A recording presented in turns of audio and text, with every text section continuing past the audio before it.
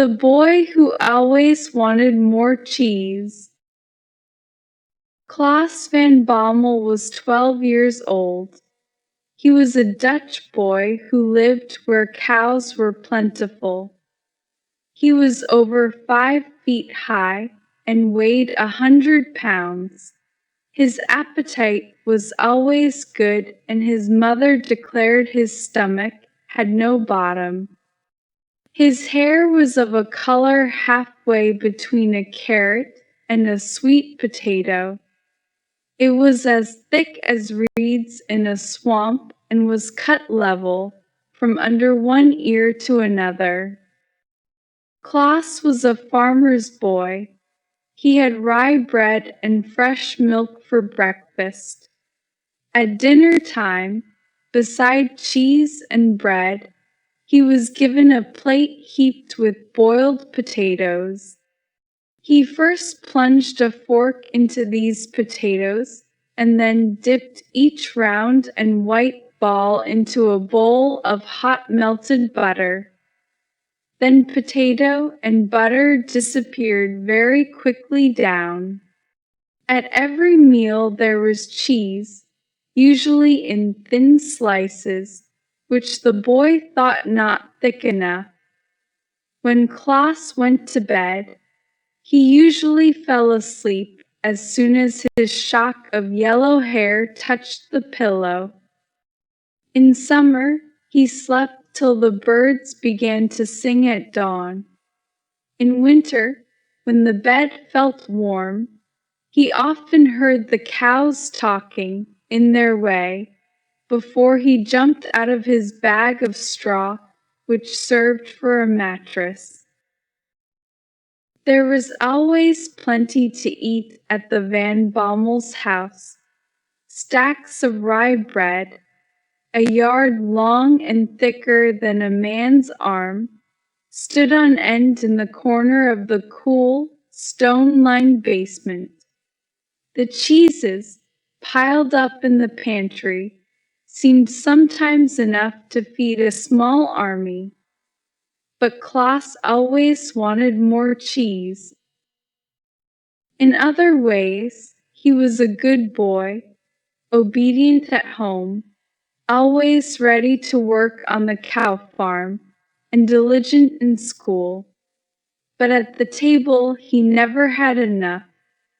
Sometimes his father laughed and asked him if he had a well or a cave under his jacket. Klaas had 3 younger sisters, Kate, Annie, and Sally. Their fond mother called them her orange blossoms. At dinner, while others were all through, Klaas would keep on dipping his potatoes into the hot butter. Klaas always wanted more cheese. He was unusually greedy with cheese. One summer's evening, after a good scolding, which he deserved well, Klaas moped, almost crying, and went to bed in bad humor. He had teased each one of his sisters to give him her bit of cheese. This made his stomach feel as heavy as lead. Klaas's bed was up in the garret. When the house was first built, one of the red tiles of the roof had been taken out and another one, made of glass, was put in its place. In the morning, this gave the boy light to put on his clothes. At night, it supplied air to his room. A gentle breeze was blowing from the pine woods on the sandy slope, not far away, so Klaas climbed up on the stool to sniff the sweet piney odors. He thought he saw lights dancing under the tree. One beam seemed to approach his roof hole, and coming nearer played round the chimney.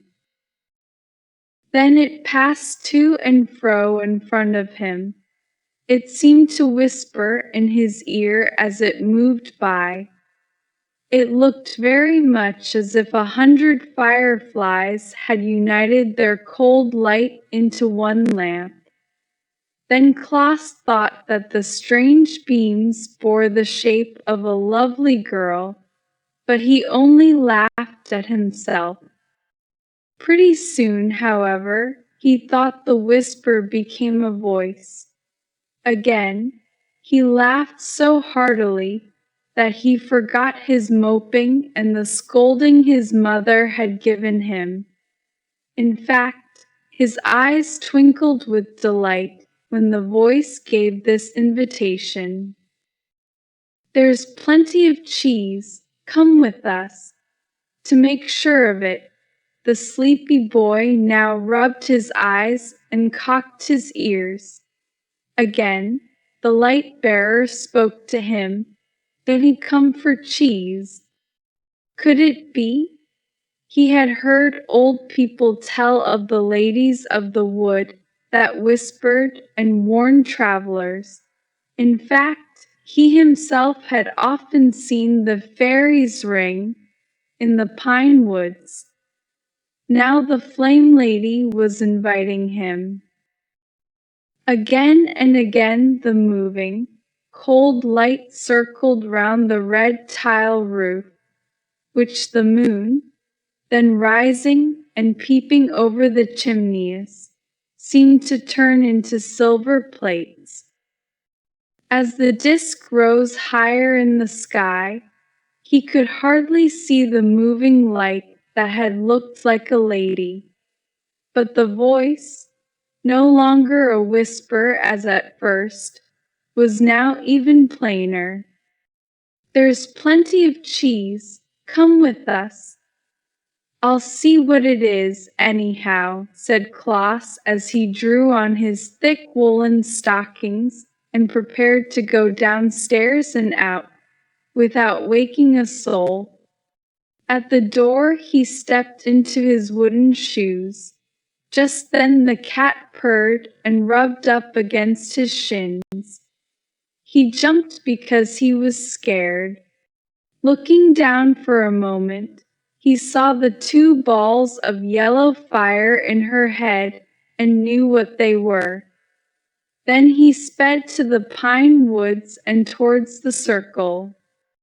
What an odd sight! At first Klaus thought it was a circle of big fireflies. Then he saw clearly that there were dozens of pretty creatures, hardly as large as dolls, but as lively as crickets. They were as full of light as if lamps had wings. Hand in hand, they flied and danced around the ring of grass as if this was fun.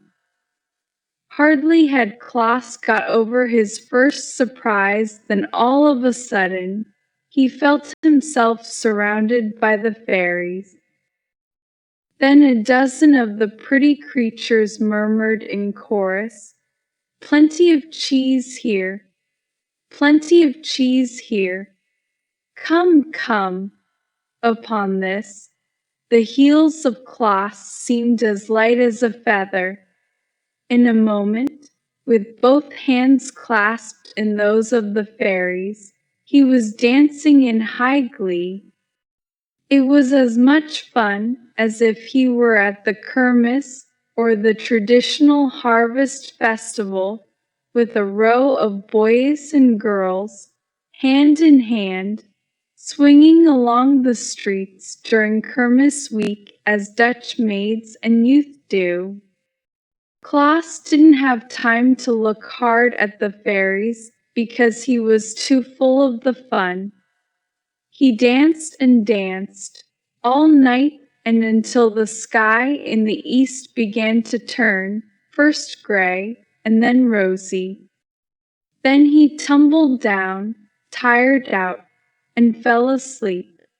His head lay on the inner curve of the fairy ring with his feet in the center. Klaus felt very happy because he had no sense of being tired, and he did not know he was asleep.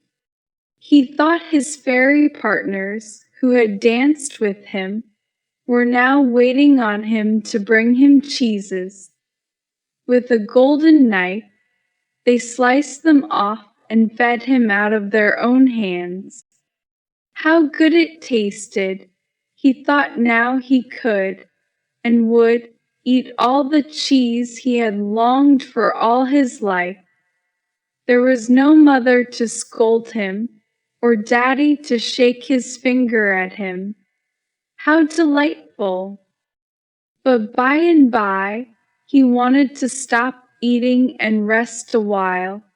His jaws were tired. His stomach seemed to be loaded with cannonballs. He gasped for breath. But the fairies would not let him stop because Dutch fairies never get tired. Flying out of the sky from the north, south, east, and west, they came back, bringing cheeses. They dropped them down around him until the piles of the round masses threatened first to enclose him as with a wall, and then to overtop him. There were the red balls from Edam, the pink and yellow spheres from Gouda, and the gray loaf-shaped ones from Leiden. Down through the vista of sand in the pine woods, he looked, and oh horrors! There were the tallest and strongest of the fairies rolling along the huge, round, flat cheeses from Friesland.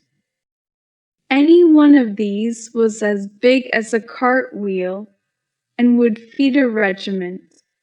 The fairies trundled the heavy discs along as if they were playing with hoops. They shouted hilariously as with a pine stick. They beat them forward like boys at play. Farm cheese, factory cheese, Alkmaar cheese, and to crown all, cheese from Limburg, which Klaas never could bear because of its strong odor. Soon the cakes and balls were heaped so high around him that the boy, as he looked up, felt like a frog in a well. He groaned when he thought the high cheese walls were tottering to fall on him. Then he screamed, but the fairies thought he was making music. They, not being human, do not know how a boy feels. At last, with a thick slice in one hand and a big hunk in the other, he could eat no more cheese. The fairies, led by their queen, standing on one side, or hovering over his head, still urged him to take more. At this moment, while afraid that he would burst, Klaas saw the pile of cheeses, as big as a house, topple over. The heavy mass fell inwards upon him.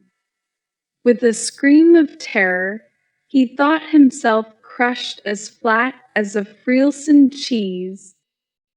But he wasn't. Waking up and rubbing his eyes, he saw the red sun rising on the sand dunes.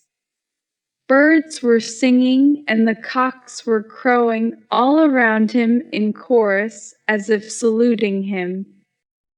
Just then also the village clock chimed out the hour. He felt his clothes. They were wet with dew. He sat up to look around. There were no fairies, but in his mouth was a bunch of grass which he had been chewing lustily.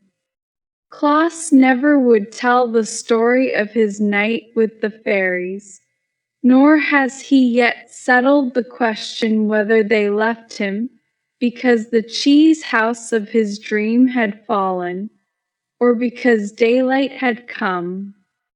Anyway, the boy still wanted more cheese.